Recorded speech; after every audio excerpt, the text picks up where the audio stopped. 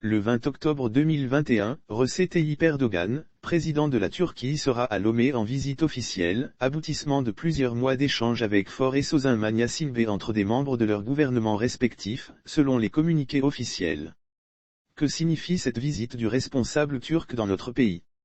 Il est vrai que tout citoyen attentif peut remarquer qu'il y a des Turcs à Lomé, en particulier, dans la vente de matériel électroménager. Ils sont aussi présents dans les épiceries et autres supermarchés qui importent des produits alimentaires de la Turquie. Mais cela suffit-il pour que Recep Erdogan vienne à Lomé en personne? Pour comprendre cet événement, il nous faut peut-être faire un saut dans le temps et dans l'espace. Retournons au 26 février 1885 à Berlin. C'est la fin d'une conférence qui rassemble les représentants de 14 pays, dont l'Empire ottoman, ancêtre de la Turquie. Ces représentants sont réunis pour fixer en quelque sorte les règles de la colonisation, comme le signale l'acte final de la conférence. Celle-ci s'est, en effet, donnée pour finalité de régler, dans un esprit de bonne entente mutuelle, les conditions les plus favorables au développement du commerce et de la civilisation dans certaines régions de l'Afrique, et assurer à tous les peuples les avantages de la libre circulation sur les deux principaux fleuves qui se déversent dans l'océan Atlantique, désireux d'autre part de prévenir les malentendus et les contestations que pourraient soulever à l'avenir les prises de possession nouvelles sur les côtes de l'Afrique, et préoccupé en même temps d'accroître le bien-être moral et matériel des populations indigènes. La liste des participants: Allemagne, Autriche-Hongrie, Belgique, Danemark, Espagne, États-Unis, France, Italie, Pays-Bas, Portugal, Royaume-Uni, Russie, Suède-Norvège, Empire ottoman, est très instructive. Elle montre que pratiquement tout le monde occidental désirait circuler librement dans toute l'Afrique puisque les deux fleuves dont il s'agit traversent, l'un, le Niger, tout l'ouest du continent, et l'autre, le Congo, toute l'Afrique centrale. Dans cette conférence, il n'y a pas de représentants des Africains, bien évidemment. La seule mention qui est faite de leur existence, c'est d'une part, la reconnaissance de l'État indépendant du Congo, appartenant en propre au roi Léopold II de Belgique, et d'autre part, l'interdiction de la traite négrière. Pour le lecteur d'aujourd'hui, cet acte officiel, faisant état, sans aucune retenue, du désir des 14 signataires de posséder un bout de terre sur les côtes du continent africain, est plutôt choquant à cause d'un certain manque d'hypocrisie, mais il reflète simplement la mentalité de l'époque, d'occidentaux ne reconnaissant pas aux populations indigènes une dignité égale à la leur. Alors, quel est le rapport entre la visite d'Erdogan et la conférence de Berlin? Simplement, c'est que cette visite procède de la même démarche que la rencontre de Berlin, mais aujourd'hui on met plus d'hypocrisie, et on appelle cela la diplomatie, à faire la même chose qu'à la fin du XIXe siècle. Or, avec les difficultés de la France à conserver son fameux pré carré, à cause des erreurs faites en Libye, en Côte d'Ivoire, au Mali, etc., et avec la montée en puissance de pays non occidentaux, les appétits s'aiguisent de nouveau. Cela aboutit à une lutte sans pitié entre ceux qui veulent garder leur part du gâteau et ceux qui en veulent un morceau, la Chine, l'Inde, la Russie, la Turquie et Israël.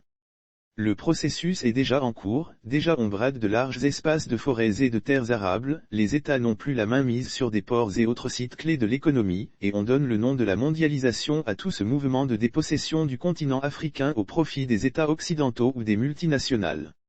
A-t-on oublié, cependant, la grande désillusion, de Joseph Stiglitz, prix Nobel d'économie sur cette mondialisation? Se souvient-on de la dénonciation du journaliste Anne-Cécile Robert quand elle considère que la mondialisation est un phénomène dans lequel les pauvres financent les riches? A-t-on lu les passages du pape François dans Fratelli Tutti, quand il constate, dans le premier chapitre, les ombres d'un monde fermé, que la société mondialisée nous rapproche mais elle ne nous rend frères? Enfin a-t-on lu, pour une économie du bonheur partagé, du philosophe Kamana qui remet en question la logique néolibérale de la mondialisation? Le plus insupportable dans tout cela ce n'est pas la violence de la bataille entre prédateurs, mais c'est que le partage va se faire encore une fois sur le dos des Africains. Gageons que les prédateurs vont finir par s'entendre comme en 1885. C'est comme cela, qu'au cœur du conflit syrien on a donné à la Turquie la tâche d'empêcher les migrations du Moyen-Orient vers l'Europe. De la même façon, face aux migrants en provenance d'Afrique, pour fermer les portes de la Méditerranée vers l'Europe, c'est la Libye, le Maroc, la Tunisie qui font le sale boulot. Mais ce qui est véritablement pire, c'est que tout cela révèle que les mentalités n'ont pas évolué. Les Occidentaux pensent que les Africains n'ont pas voix au chapitre. Est-ce vrai? Les laisserons-nous avoir encore raison comme au début de la colonisation alors que nous sommes actuellement au XXe grave siècle? Il est vrai que ce sont les dirigeants africains qui bradent leur pays, sans rien dire puisqu'on leur fermerait la bouche avec divers cadeaux. Ils se taisent d'autant plus qu'à l'intérieur des pays même le gâteau des ressources nationales est partagé de la même façon. Nous ne citerons comme exemple que la spéculation foncière innommable qui retire pour une bouchée de pain aux agriculteurs les terres héritées de leurs ancêtres, terres qui leur permet de survivre, pour en faire ranches et autres projets faramineux qui continuent à enrichir leurs déjà riches propriétaires. Heureusement, nous ne sommes plus en 1885. Ceux qui veulent se servir un bout du gâteau africain, doivent dorénavant compter avec les Africains, mais pas seulement les chefs d'État. Les citoyens ont leur mot à dire, sur ce qui fait partie de leur patrimoine, au même titre que les œuvres d'art, les terres, les sites industriels, etc. Pour autant, il faut que nous citoyens, nous nous préparions sérieusement pour peser de tout notre poids dans ce combat pour conserver ce qui est à nous, que nous menions une bonne réflexion nous permettant de mettre au point des stratégies efficaces.